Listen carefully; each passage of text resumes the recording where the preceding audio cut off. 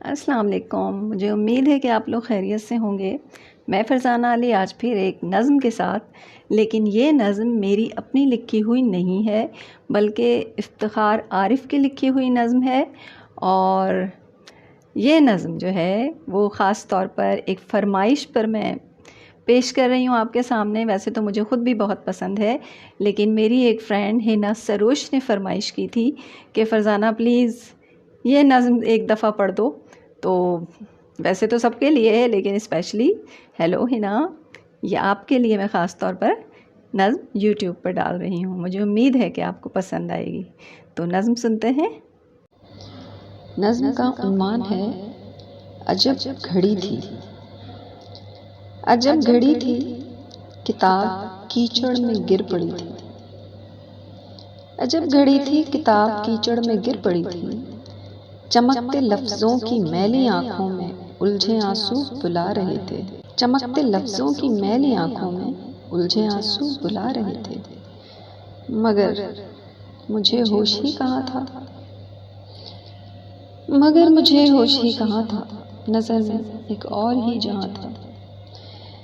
नए नए मंजरों की ख्वाहिश में अपने मंजर से कट गया हूँ। नए नए मंजरों की ख्वाहिश में अपने मंजर से कट गया हूँ। नए नए दायरों की गर्दिश में अपने महवर से हट गया हूँ। सिला जज़ा खौफ बेयकीनी, सिला जज़ा खौफ बेयकीनी, उम्मीद व इम्कान नाउमीदी, हजार खानों में बढ़ गया हूँ।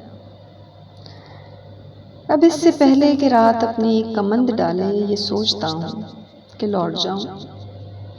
अजब नहीं वो किताब अब भी वहीं पड़ी हो। अजब नहीं वो किताब अब भी वहीं पड़ी हो। अजब नहीं आज भी मेरी राह देखती हो। चमकते लफ्ज़ों की मैली आंखों में उलझे आंसू। चमकते लफ्ज़ों की मैली आंखों में उलझे आंसू हवाओ हर्षो हविस के सब गर्द साफ कर दें। अजब नहीं मेरे लफ्ज़ मुझको मुआफ़ कर दें। अजब घड़ी थी, किताब कीचड़ में गिर पड़ी थी। अजब घड़ी थी। वैसे तो आपको आखिरी स्लाइड से अंदाज़ा हो गया होगा कि नज़म किस चीज़ के बारे में है। जी हाँ, हमारी ज़िंदगी की किताब जो कि हमारे हाथ में है। अल्लाह ताला ने जो है हमें राइट एंड रॉन्ग का बता दिया है, क्या अच्छा है क्या बुरा है, क्या सही है क्या गलत है। लेकिन अब ये हम पर डिपेंड करता है कि हम अपनी इस ज़िंदगी की किताब को कितना आलूदा करते हैं।